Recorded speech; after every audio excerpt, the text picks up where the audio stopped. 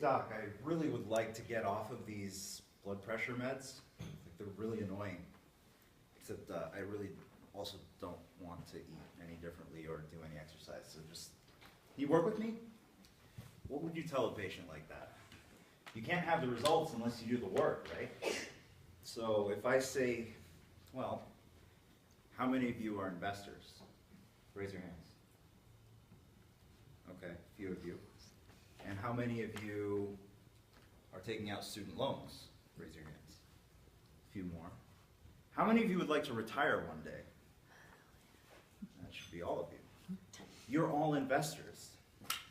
Whether you are actively taking a role in it or not, if you want to retire, if you're taking out student loans, you are investing. If you choose not to make a decision or take any action, that's an investment decision too.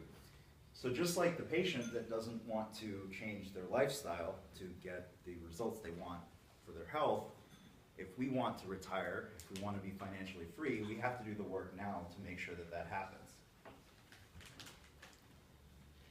We're in medical school. We're taking on a lot of student loan debt. And the picture might be a little scary at first, but hang in with me here. The average MD, according to healthcaresalaries.com, makes $57,800 per year. Now, if in the example up here, if you take out $200,000 in loans, two common ways of paying it back. One is the extended fixed, which is less common, but that would be a simple 30-year fixed repayment of $1,338 a month.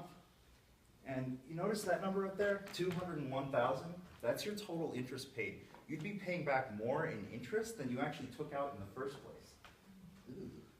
Right? But the more popular one is income-based repayment, which is more flexible for everybody.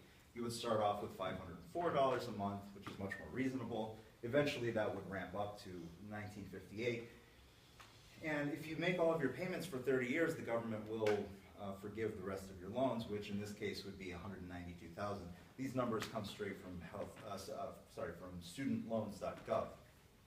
In this case, you'd be for the duration of 35 years and earn 7% return on it, you would have $1.7 million after 35 years. That sounds pretty cool, right? Now, some of you might be saying, $1,000 a month, are you nuts? How am I going to set aside $1,000 a month? Yes, right now that's difficult. But eventually, if you set up your practice properly and you have enough passive income streams, and that is a topic for another speech. It's a very important thing for us to use this example. And you would be losing out on about $160,000 just by not starting now. Start now, set aside money now, and start earning that compound interest. There are ways of doing that, and we'll get into that briefly. The effects of taxes and fees. Fees are very common when you invest in mutual funds. Mutual funds will take up around 2.5–3%. And just to let you know, if you invested $10,000 at age 25, at age 60 or 85 rather, you would have about $575,000 at 7% interest. Pretty good. Except if you were paying somebody 2.5%, that would only give you $140,000. That 2.5% will eat away at your savings. You do not want to be paying fees.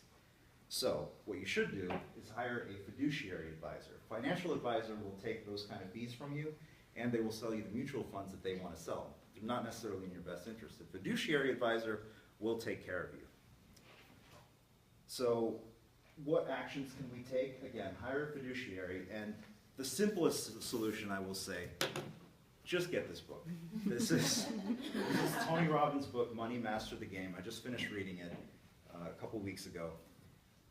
I worked on Wall Street for 8 years, and there's still plenty of information here that I had not known. And it's written in such a way that it's approachable for anybody. Tony Robbins interviewed 50 billionaires, the most successful investors in the world, and came up with their strategies for how to make the success that they had available to people like us. And you'll learn everything that I talked about